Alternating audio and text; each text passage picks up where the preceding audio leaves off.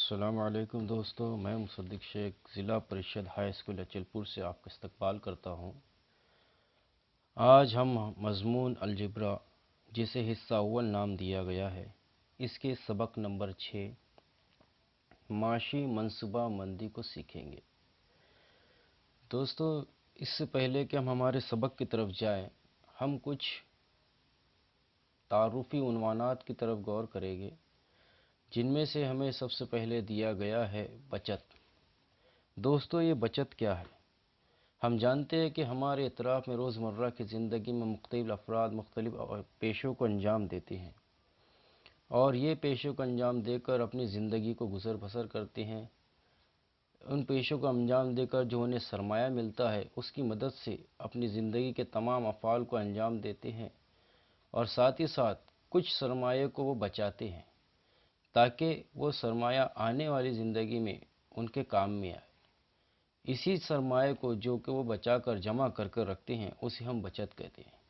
اسی لیے آپ کو تعریف دی گئی ہے کہ زمانے حال کی بنیادی ضرورات کو پورا کر کے دیگر ضروریات کو مکمل کرنے کے لیے ہر کوئی پیسے جمع کرنے کی کوشش کرتا ہے، اور اسی کو ہم بچت کرنا کہتے ہیں۔ یعنی آج کی جو مختلف ضروریات ہے، ان کو پورا کر کے آگے کی جو مختلف ضروریات آنے والی ہے، اس کے لیے پیسے کو بچا کر رکھنا، تاکہ آنے والی زندگی میں ہمارے استعمال میں آ جائے۔ اور یہی جو ہے پیسہ، جو سرمایہ ہے، اسی کو ہم بچت کہتے ہیں۔ اس کو اگر سمجھنا ہے تو ہم ایک اور مثال لیتے ہیں۔ فرض کیجئے کہ ہمارے پاس اناج کے 3 بوریاں ہیں، اور ان 3 بوریوں میں سے فرض کیجئے کہ ہم نے 2 بوریوں کو استعمال کیا، تو ہمارے پاس میں 1 بوری بچ گئی۔ اب یہ جو 1 بوری بچی ہوئی ہے، یہ ہم نے اس لیے رکھی ہے تاکہ ہمیں استعمال ہو جائے آنے والے وقت میں۔ تو یہ جو ہے آپ کی جو بوری بچ گئی ہے، اسے ہم بچت کہیں گے۔ اس کے بعد دوستو، اگلا جو ہمارا عنوان ہے وہ ہے سرمایہ کاری۔ اب یہ سرمایہ کاری کیا ہے؟ جو بچت، جو پیسہ، جو سرمایہ ہمارے پاس میں بچت کی شکل میں موجود ہے، اس سرمایہ کا استعمال کرنا، اس سرمایہ کو صحیح جگہ پر لگانا، اس سرمایہ کو کسی شکل میں، فرض کیجئے کہ ہم نے ایک شخص ہے جس نے ہر مہینے 5,000 روپے جمع کیے۔ اب ہر مہینے 5,000 روپے جمع کر رہا ہے، تو اس کا مطلب ہمارے ایک سال میں 12 مہینے ہوتے ہیں۔ تو 12 مہینے میں 12 کو 5,000 سے ضرب دینی ہے، تو 60,000 روپے ایک سال میں اس کے جمع ہو گئے۔ اب اس نے وہ ایک سال میں جمع ہونے والے 60,000 روپیوں کو کسی شکل میں بنا لیا، جیسے کہ اس نے کسی دکان کے اندر لگا دیا، یا پھر کوئی ایسی چیز خرید لی، کوئی سونا خرید لیا۔ تو یہ جو ہے اس نے کیا کیا کہ اپنی بچت کی ہوئے سرمایہ کو، جس کی جو بچت تھا، اس کو صحیح انتظام کے لیے لگایا، اس کو کسی کام میں لگایا ہے، اور اسی عمل کو جو ہے ہم سرمایہ کاری کہتے ہیں۔ اسی لیے اس نے کہا کہ بچت کو محفوظ رکھنے اور اسی میں اضافہ کرنے کے لیے ہم بطور امانت بینک میں رکھتے ہیں، یا زمین، گھر جیسے جائیداد خریدتے ہیں، اسی کو سرمایہ کاری کہتے ہیں۔ یعنی جو بچت ہمارے پاس میں ہے، اس کو محفوظ رکھنے کے لیے ہم کیا کر رہے ہیں؟ ایک تو اس کو امانت کے طور پر بینک میں رکھ رہے ہیں، یا اسی بچت کے ذریعے ہم کوئی گھر خرید رہے ہیں یا کوئی جائیداد خرید رہے ہیں۔ اور یہ جو ہے، جو ہم جس شکل میں ہم نے اس کو خریدا ہے، جیسے کہ بینک میں رکھنا، یا زمین، یا گھر، یا کوئی جائیداد، یہ جو ہے سرمایہ کاری کہلاتا ہے۔ اسے اگر ہمیں سمجھنا ہے تو دوستو، فرض کیجئے کہ ہمارے پاس وہی اناج کی بوری ہے۔ ہم نے کیا کیا کہ اسی اناج کی بوری کو ایک زمین کے اندر پیر دیا۔ اسی جو اناج کی بوری ہمارے پاس جو بچت کی شکل میں موجود تھی، اس اناج کو ہم نے زمین میں پیرا۔ تو جب ہم اسے زمین میں بوئیں گے تو ہمیں کیا ہوگا کہ ہم ہمیں جو ہے وہی اناج، وہی جو گیہوں کے جو دانے ہیں، وہی جو اناج کے جو دانے ہیں، وہ ہمیں بالیوں کی شکل میں کہیں زیادہ اس میں شکل کے اندر ملے گی۔ اور یہی جو عمل ہے، اسے ہم کہتے ہیں سرمایہ کاری۔ اس کے بعد ہمارا ایک اور عنوان ہے، جو ہمارا ایک اہم عنوان ہے، جس کا نام ہے معاشی منصوبہ بندی۔ معاشی منصوبہ بندی کیا ہے؟ اس کے لیے ہم اس کی تعریف کے طرف غور کرتے ہیں کہ بچت کی ہوئی رقم کو تدبر کے ساتھ سرمایہ کاری میں لگانے کو معاشی منصوبہ بندی کہتے ہیں۔ یعنی جو ہمارا بچت کی ہوئی جو رقم ہے، اس کو سرمایہ کاری میں لگانا، وہ بھی ایک منصوبے کے تحت، ایک صحیح طریقے کے تحت، تاکہ اس میں ہمیں کوئی نقصان نہ ہو، تاکہ ہم اس کے اندر فائدہ حاصل کریں۔ اور یہی جو عمل ہے، اسے ہم معاشی منصوبہ بندی کہتے ہیں۔ جیسے کہ ابھی ہم نے تھوڑی دیر پہلے دیکھا کہ ہم نے کیا کیا تھا کہ ہمارے پاس جو اناج کی ایک بوری تھی اسے ہم نے زمین کے اندر پیر دیا، زمین کے اندر بو دیا، اور ہمیں جب ہم اس کو زمین کے اندر بویا تو ہمیں کیا ملا کہ بہت ہی اچھی شکل میں بالیاں نظر آئی، بالیاں حاصل ہوئی جو ہمارے بہت زیادہ کام میں یعنی فائدے کے اندر ملی۔ اب فرض کیجئے کہ ہم نے کیا کیا کہ وہی اناج کی بوری کو، وہی اناج کو جو ہے ہم نے ایک ایسی زمین میں بویا جو کہ بنجر ہے، جس میں نہ پانی کا انتظام ہے اور نہ ہی زرخیزی ہے۔ جب ہم اس کے اندر بوئیں گے تو ہمیں کیا ہوگا کہ وہ جو ہمارے فصلیں جو ہے، وہ جو بالی ہے وہ ہمیں کسی شکل میں حاصل نہیں ہوں گی، یعنی ہمارا پورا نقصان ہوگا۔ اسی لیے ہمیں کیا کرنا ہے کہ وہ جو ہمارا جو بچت کی ہوا سرمایہ ہے اسے ہمیں صحیح انتظام سے لگانا، اسے ہمیں تدبر کے ساتھ لگانا، تاکہ ہمیں آنے والی زندگی میں اس کا فائدہ ہو، اس کا نفع ہو۔ یہی جو ہے اس کا صحیح طریقہ، اس کا جو منصوبہ ہے اسے ہم کہتے ہیں معاشی منصوبہ بندی۔ تو اس طرح سے ہمارا تعارفی جو مضمون تھا وہ تو مکمل ہوا۔ اب ہم چلتے ہیں ہمارے آگے آنے والی مشق کی طرف۔ دوستو، اس سے پہلے کہ ہم ہماری مشق کی طرف جائیں، ہمیں ایک عنوان کو اور مزید یاد ہونا ضروری ہے جو کہ ہم بہت پہلے سے کرتے آ رہے ہیں، جس کا نام ہے فیصدی۔ ہم جانتے ہیں کہ فیصد کیا ہے۔ فیصد کا مطلب ہوتا ہے 100 میں سے۔ فیصد جو ہے یہ اس کا مطلب یہی ہوتا ہے کہ ہمیں جو بھی قیمت نکالنی ہے وہ 100 میں سے نکالنی ہے۔ جیسے کہ ہم لیتے ہیں مثال نمبر 1 کہ 10% کا مطلب، اور 10% کا مطلب ہوتا ہے کہ 100 میں سے 10 لینا۔ جیسے کہ اگر آپ کے پاس میں 100 روپے ہے اور آپ کو کہا جائے کہ 10% نکالیے، تو آپ کیا کریں گے کہ وہ 10 جو روپے ہے، وہ 100 روپے جو ہے اس میں سے آپ 10 روپے دیں گے، یہ اس کا 10% کہلاتا ہے۔ اسی طرح سے اگلا ہے ہمارے پاس میں 20%، تو 20% کا مطلب ہوگا 100 میں سے 20۔ یعنی اگر آپ کے پاس میں فرض کیجئے کہ 100 جو ہے آپ کے پاس میں آم ہے یا 100 کیلے ہے، جو کوئی بھی فروٹ ہے، اس کو آپ نے کیا کیا، اس میں سے آپ نے 20 نکال کر دے دی، تو یہ کہلائے گا 100 میں سے 20، یعنی اس کا 20%۔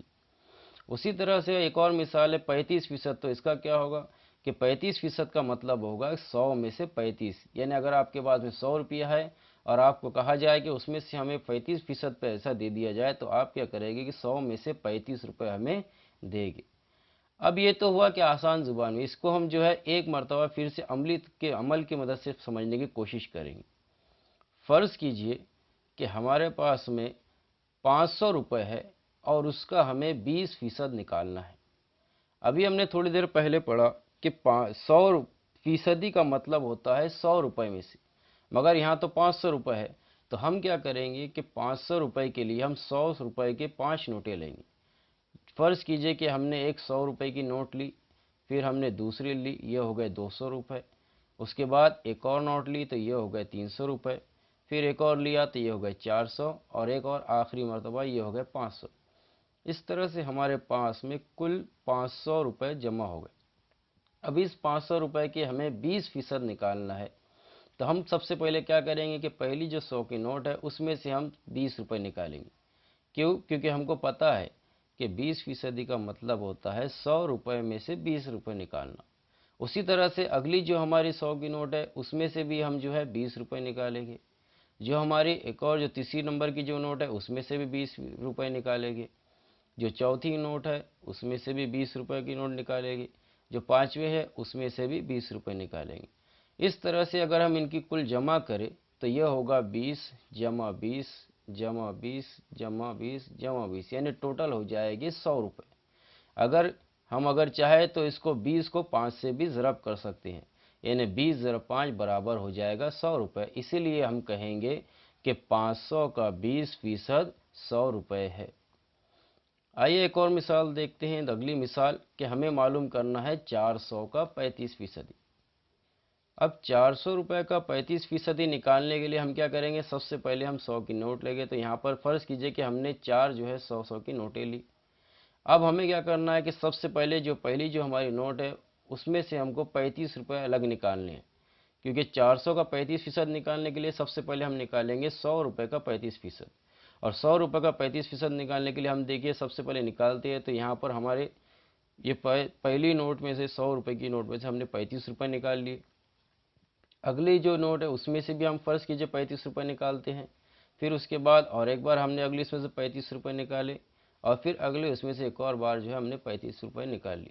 اس طرح سے اگر ان کی کل جمع کرے तो हमको क्या करना है, हमें क्या करना है कि 35 रुपये को 4 मरतबा ज़रब करनी है, तो वो हो जाएगा 140 रुपये, या हम करेंगे 35 को 4 से ज़रब, तो वो भी हो जाएगा 140 रुपये। इस तरह से हम ये कह सकते हैं कि 400 का 35% कितना है, 140 रुपये है।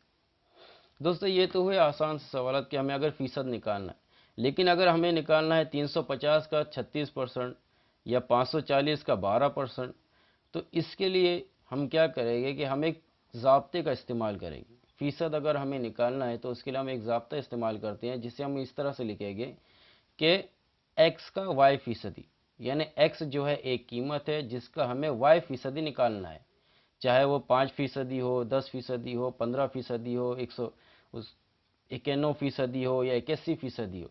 तो उसके लिए हम क्या करेंगे, x का y फीसदी ये जो है ये बराबर होता है, और फिर हमें क्या करना है, यहाँ पर ज़ाब्ता किस तरह से लिखना है कि x का को हम मानेंगे ज़रब से, यानी का को हमको मानना है ज़रब, तो हम लिखेंगे इस तरफ x ज़रब, और जितना फीसदी निकालना है उसे हम लिखेंगे शुमार कुनिंदा में, और नीचे बटे में हम लिखेंगे नसब नुमा के अंदर 100, यानी x का y फीसदी होता है x ज़रब y बटे 100। आइए इसके लिए एक मिसाल देखते हैं कि फ़र्ज़ कीजिए हमें जो है पता करना है 650 का 30%, तो हम लिखेंगे 650 का 30% ये बराबर होता है। सबसे पहले हमें देखना है, यहाँ पर हम मुवाजना करेंगे, x की जगह 650 लिखा है, तो बराबर की इस तरफ भी x का यानी हम लिखेंगे x ज़रब, तो यहाँ लिखेंगे हम 650 ज़रब, और फिर y की जगह हमें लिखना है, हमें जितना फीसदी निकालना है, ऊपर यहाँ पर हमें निकालना है 30%, इसलिए हम y की जगह लिखेंगे 30 और बटे में लिखेंगे वहाँ पर 100। अब देखिए ये हो गया 650 का 30%, यानी 650 ज़रब 30 बटे 100। अब हमें इसे हल करना है, तो जाहिर सी बात है कि 30 के इकाई के मुकाम पर 0 है, और नसब नुमा में 100 के इकाई के मुकाम पर भी 0 है, तो इकाई के मुकाम के 0 से इकाई के मुकाम का 0 कटेगा। उसी तरह से यहाँ पर 650 के इकाई के मुकाम पर 0, और नीचे जो 10 बचा था उसके इकाई के मुकाम पर 0, ये दोनों एक दूसरे से कट जाएंगे। तो अब जो बच गया है वो हमें लिखना है, तो होगा बराबर 650 के इकाई के मुकाम के 0 कट जाया था, तो बचा है 65 ज़रब, ऊपर की जानिब बचा है 3, और बटे में नसब नुमा के अंदर बचा है 1, जो कि ना भी लिखे तो भी चलेगा।